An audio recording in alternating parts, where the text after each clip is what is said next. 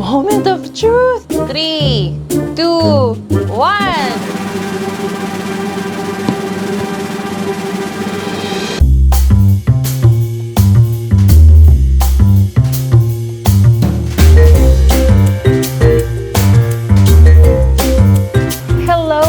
Welcome! Ako po si RG Enriquez Diaz ng AstigVegan. Today, we will be making 3 delicious Filipino sweets and desserts. Papakita ko sa inyo kung paano gumawa ng eggless, non-dairy leche flan. Ha? Posible? Naku po. You will be not just surprised na posible, pero surprise din na madali lang pala. Meron din MAJA Blanca. Ito po, childhood favorite ko talaga ito. Ito dahil sa sweet corn, ang favorite ko. And it's so good in desserts. At ang ating pangatlo, ito po ay actually specialty ng aking mother-in-law. At yan po ay ang Biko. Very easily veganizable. Kaya let's get started. Sweet rice siya na tinatawag, ibabad muna natin sa tubig ng mga at least 1 hour or up to overnight. Pero kung nagmamadali talaga kayo and you kind of forgot or something, you can still make the Biko. Yun nga lang, medyo mapapatagalan lang compared sa kung binabad ninyo. Mas mapapatagal yung pagluluto. Meron tayong medium size pan dito. Pwede rin kaldero. Nabili ko itong malagkit sa palengke, pero pwede nyo rin itong bilhin sa Asian grocery stores, kung wala kayo dito sa Pilipinas, or kahit na major grocery stores, meron din. Mapapansin niyo na talagang very white siya. And then we will add mga 2.5 cups of water. So parang sinasaing nyo siya, no? And then, another trick, aside from soaking, ay mag-sprinkle lang ng konting asin. Mapapabilis pagluluto. Just mix it around until it's boiling. So kapag ganyan, mainit na talaga yung tubig, you can turn down the heat. Let it parang do its thing dito sa side natin dahil gagawa naman na tayo ng leche flan.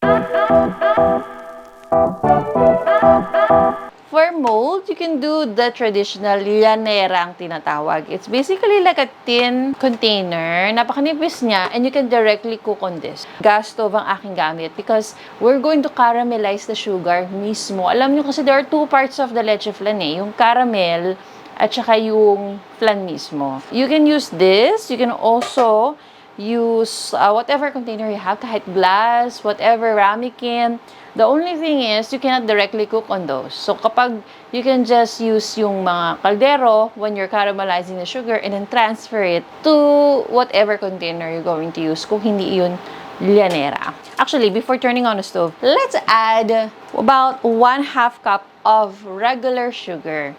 So, this is called in the Philippines, washed, hinugasan in Tagalog. Bakit washed? Ibig sabihin, unrefined pa rin siya. It's not super white, but it's also not brown sugar. So, it's just natural. Just to be on the safe side, kasi po, ang white sugar is not vegan. So, in your area, if you're not sure, you can always go for unrefined sugar or tinatawag ng organic sugar. Ayan. And then, just turn it on to medium heat. Like I said, mas maganda talaga if gas stove. We're going to quote-unquote burn our sugar. So we want this amber color. Dark brown na tinatawag. Nakikita ninyo, you also, aside from needing the stove, gas stove, maganda rin kung meron kayong tongs na pangsipit na ganito, mahaba. Para madali nyong i-swirl around. Diba? Ganyan lang yan. You don't need water. You don't need any other ingredient. Granted, if you really have a hard time, let's say you only have induction stove or you don't have llanera, you can help melt the sugar by adding little bit of water before turning on the stove. And if you live in, let's say in the US, like in the California Bay Area where I used to, I turned down the heat even more. Napansin ko kasi talagang kumukulo na siya. You can visit Asian grocery stores, Filipino grocery stores. Merong llanera sila. I can turn this off na. With the residual heat na tinatawag, yung leftover heat niya, it will melt the very top as well. Swirl nyo lang ng swirl. Ayan. Just shake them around. Na-lift this up carefully. Ito naman. Okay, let's make the flan now. Ano nga ba yung plant-based milk? So, anything that is not from the cow, that also has no dairy, it's from the plant. So, this one is from soy. Kaya soy milk siya. While the stove is off, lagyan natin siya ng solidify, pampaset. Agar. So, what the heck is an agar? And why do you have to say it twice? Ay, hindi ko rin po alam why you have to say it twice. Pero alam ko po, ito ay gulaman powder. Agar is made of seaweed. So, hindi po ito yung gelatin po, no? And using a whisk, mix it around. Measurement-wise, ito po ay 1.5 cups ng soy milk. Yung ating agar-agar powder naman, make sure pala no, ang agar-agar powder nyo ay hindi colored. Make sure you get the unflavored and clear. That is about 3/4 teaspoon of agar-agar. And let it quote-unquote bloom. Ibig sabihin ng bloom, ma-absorb talaga niya yung liquid and it's gonna get activated without turning on the stove pa ito, no? And then, using the measuring cup, 1/2 cup of that sa ating soy milk. Ito yung the other part ng ating flan. We're gonna add our sugar. When it comes to the Astig vegan style, meron po siyang 2 tablespoons ng cooking oil. Better kung neutral flavor, like canola oil or vegetable oil. I'm using here refined coconut oil. Refined meaning wala na siyang lasa ng coconut. So, lagyan natin ng konting-konti lang. This is just for coloring. It's not for flavor. Yung murang turmeric ang mahanap nyo, and konting-konti lang para lang maging mas yellow siya. I mean, I cannot even tell you like a measurement because it's just literally like a tiny sprinkle. Put lemon juice. If you have limes, even better. You can also add some zest if you'd like. Okay, 1/2 teaspoon of vanilla extract. 2 tablespoons ng gawgaw or cornstarch. Add a tiny pinch of salt. Sea salt para mas masarap. Para siyang magic, di ba? Willy Wonka style. It's time to combine them. But before doing that, na-bloom na natin ang ating agar-agar powder. Let's cook it first. Continuous mixing. Halo lang ng halo. Alright, I've been stirring for about 3 to 5 minutes na. At napapansin niyo na medyo bumubula-bula siya, nag-gentle simmer siya all over. Nakikita niyo yung mga tiny bubbles na yan, di ba? You see that? Tapos, you also, another indication na ready na siya, ay kapag sa gilid, nakita nyo na mumuumuo, ayan o, I scrape the side, meron na siyang mabubuong ganon. Ibig sabihin, nagsusolidify na rin siya. Ayan, so since ready na nga siya, let's add our cornstarch, the other half of the flan mixture. So, haluin nyo muna with a whisk kasi baka nagsettle na sa ibaba yung cornstarch. And multitasking, with the other hand, you gently pour, and then the right hand, you gently mix. Kailangan talaga simultaneous para even ang inyong paggawa. Now, pag mukha na siyang yung consistency niya, parang soup na ganito, time to transfer sa ating mold. Because our leche flan, the active time is done. You just have to wait for it to set. Back to the stove without turning it on. Wala na siyang apoy. Ayan. Add to the very top. So, you just have to wait for it to set. Nag-transfer tayo ng stove back sa ating Biko. I turned off the stove nung sa Biko ng mga at the 20-minute mark. Upon checking, ito na ang itsura niya, malambot na. Para na siyang talagang kanin. The rice is done. The half of the recipe is done. Now, let's move on to our sweet syrup to mix it sa ating Biko. Okay, without turning on the stove, lagyan muna natin yung ingredients natin. It will be 2 cups ng kakang gata. Or ito yung unang piga when you get your coconut milk fresh from the palengke or if you press it yourself. Then we're gonna add our sweeteners. Regular washed sugar na ginagamit natin kanina. I'm gonna put about 3/4 cup. We're gonna mix it with mga healthier sweeteners na tinatawag. So this one is muscovado sugar. It has low glycemic index. So 1/4 cup of that. This date sugar is something that I got as a gift from my mom. So we're gonna use 1/2 cup. Just keep mixing that. Pinch of sea salt, pampasarap. You don't really have to thicken this too long. Pwede na nating patayin as soon as smooth na siya at natunaw na ang inyong asukal. Tapos na ito. Okay. Lagay natin ang ating syrup. Ang ganda niya. And then, lulutuin uli natin ang ating biko with the syrup. Turn the heat back on. Haluin na natin for the final step. This is great for a birthday party, Christmas time, potluck, breakfast, great with tea, great with coffee. So shout out kay Mommy Evelyn, this is her specialty, Biko. So shout out sa aking mom-in-law. Let's taste now. Sarap. Kung you want this more like yung katabol na medyo firm, then you can bake this pa. So that's one final step that's optional. Pero if you really want that texture, you can bake this. Maja Blanca is even easier to cook than the Biko. The easiest one to cook out of all three actually. So, I'm switching pans. A pan of gata again. About 2 cups of coconut cream without turning on the stove. Lalagyan na natin yung ating washed sugar. Now, let's add cornstarch. 1/2 cup. I'm sure that you probably even have all these ingredients already sa inyong pantry.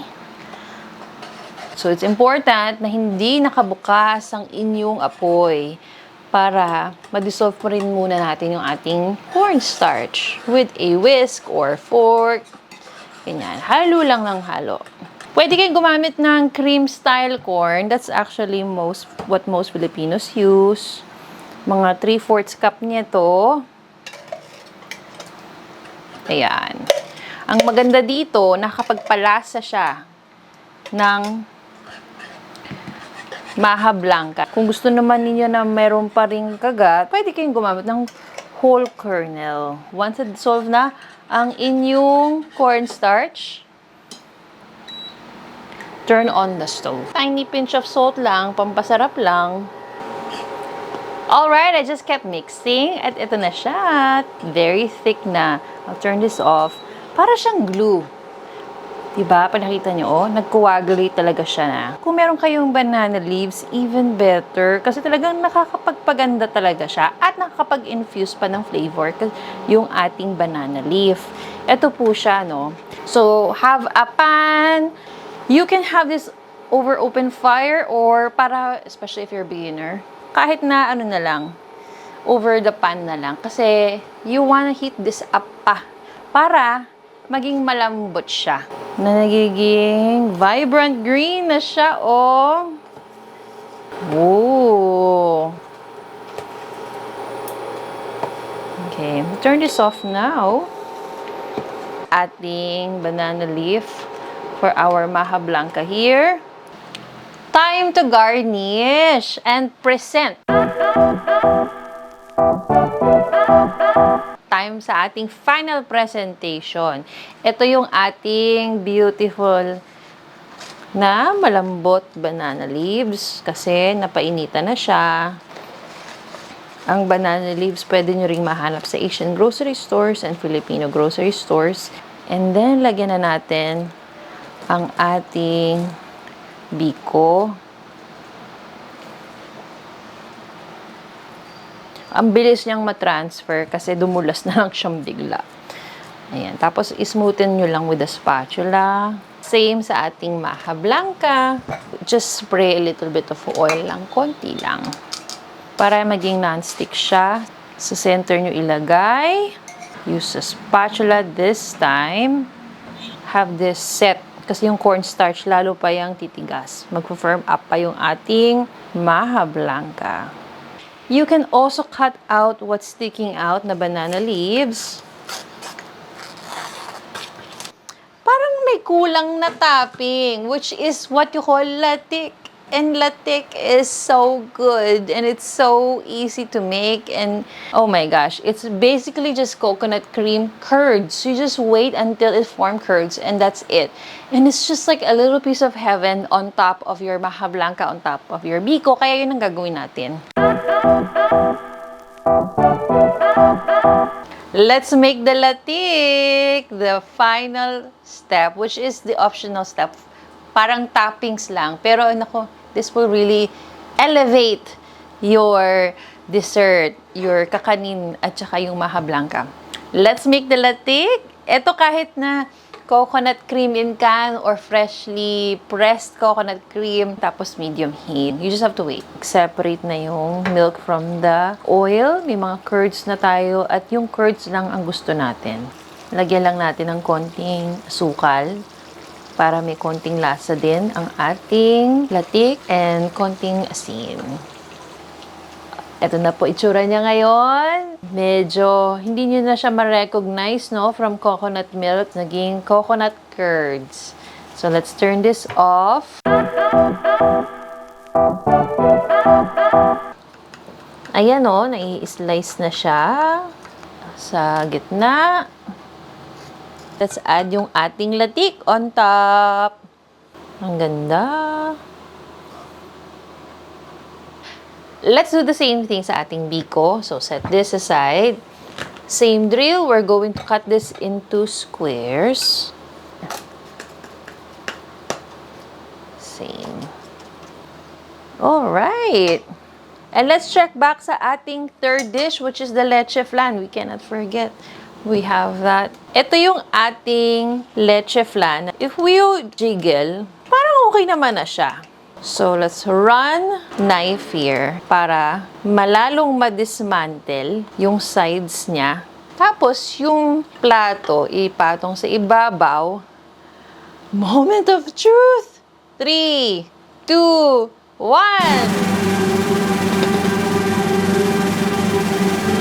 Wow! I think I may have cut through around here, but it's still so nice. And our 3 desserts are done. Oh my gosh, I'm so proud of what we did today. Ang ating Biko, ang ating leche flan, at ang ating MAJA Blanca. Now, there's only one thing left to do. At ayan ang titikman natin. So, I'm very excited to try. Tignan mo natin yung ating MAJA Blanca. Ang sarap niya, ang creamy niya. Kahit yung texture niya, sarap. Yung consistency, yung mouthfeel. Just like how I remember it growing up. Okay, now, yung Biko naman. Try natin. Oh my God! The latik really transforms it even better. Alam ko naman ang lasa niya kasi tinikman naman natin yung Biko kanina. But with latik, ang sarap. It's really worth the effort cooking the latik. Ang sarap, grabe. Now, the leche flan.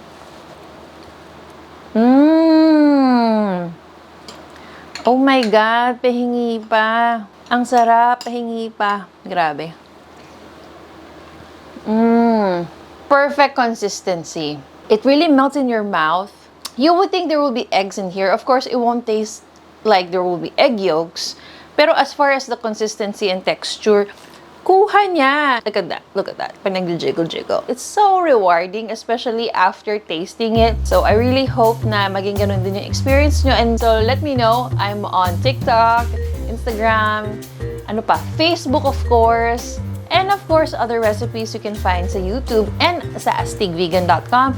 And if you really want this, no internet connection required, then you can check out my Filipino vegan book nasa national bookstores dito sa Pilipinas. Pero sa Amazon, US, Canada, if you're in those two countries. So maraming pong salamat. Ako po si RG Enriquez Diaz ng Astig Vegan. Sana po nag-enjoy kayo. Filipino food can be vegan, meaning purong plant-based.